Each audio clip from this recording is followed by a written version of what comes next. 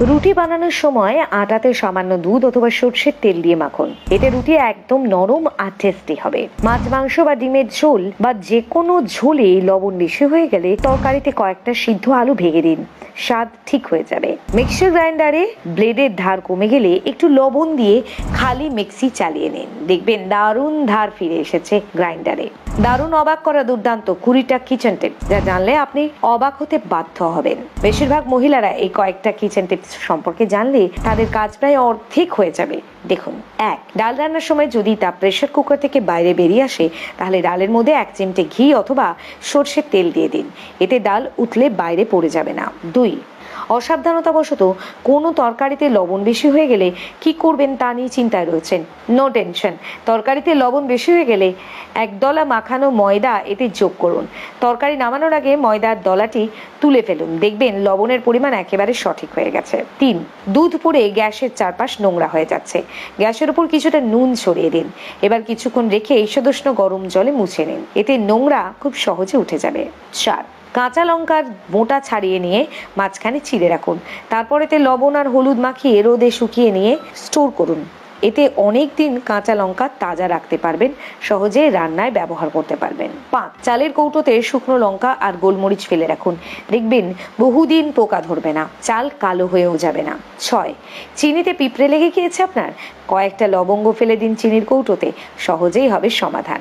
7. অনেক ক্ষেত্রে লক্ষ্য করা যায়, জাল দেওয়ার পর কোনো অজানা কারণবশত দুধ ফেটে গিয়েছে বা কেটে গিয়েছে, তা খাওয়ার উপযোগী থাকে না। তাই এবার থেকে দুধ কেটে যাওয়ার ভয় থাকলে জাল দেওয়ার আগে এতে খুব সামান্য খাবার সোডা মিশিয়ে নিন, তাহলে দুধ নষ্ট হওয়ার ভয় থাকে না।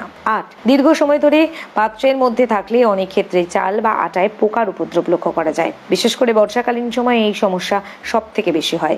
এর হাত থেকে রেহাই পাওয়ার জন্য রয়েছে বিশেষ টিপ। পোকার আক্রমণ থেকে রক্ষা পেতে চাল বা আটা ময়দার পাত্রের মধ্যে একটা তেজপাতা রেখে সংরক্ষণ করুন। 9. কাঁচের গ্লাসে গরম কিছু ঢালতে গেলে অনেক সময় গ্লাস ফেটে যায়, তাই গরম কিছু ঢালবার আগে গ্লাসে একটা স্টিলের চামচ রেখে দিন। এরপর যে কোনো গরম জিনিস ঢাললে গ্লাস আর ফাটবে না।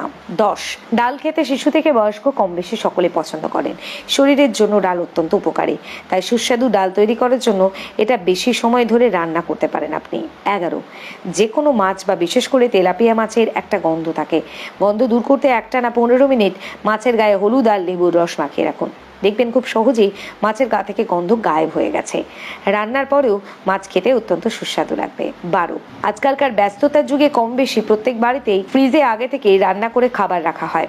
এক্ষেত্রে আপনাদের অবশ্যই একটা টিপস মাথায় রাখতে হবে, যা হলো ফ্রিজে সবসময় প্রত্যেকটা খাবার ঢাকনা দিয়ে রাখবেন, তাহলে একটা খাবারের গন্ধ আর একটা খাবারে যেতে পারবে না, ফ্রিজের ভেতরকার অংশে কোনো রকমের গন্ধ হবে না। 13. বাঙালিদের প্রধান খাদ্য হলো ভাত।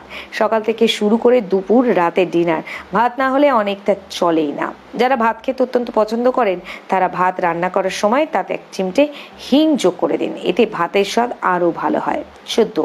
চিকেনের তৈরি যে কোনো আইটেমই খেতে সুস্বাদু হয়। বিশেষ করে চিকেন ফ্রাই অথবা চিকেন রোল জাতীয় খাবার সকলে পছন্দ করেন, তাই জেনে রাখুন চিকেন ফ্রাই অথবা চিকেন রোল এই সমস্ত খাবার অ্যালুমিনিয়াম ফয়েলে মুড়িয়ে রাখলে সহজে নষ্ট হয় না। 15. বয়াম থেকে আচার নেওয়ার সময় পরিষ্কার চামচ ব্যবহার করুন, তাহলে দীর্ঘ সময় পর্যন্ত সেই আচার ভালো অবস্থায় থাকবে এবং কোনো রকম ফাঙ্গাসের দেখা মিলবে না।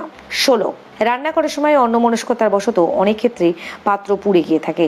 এই সমস্যার হাত থেকে মুক্তি পেতে পুড়ে যাওয়া পাত্রটি কিছুটা পরিমাণ লবণ দিয়ে তাতে জল দিয়ে ফুটিয়ে নিন, তাহলে পোড়া অংশ খুব দ্রুত আলগা হয়ে উঠে আসবে এবং পাত্রে কোনো দাগ থাকবে না।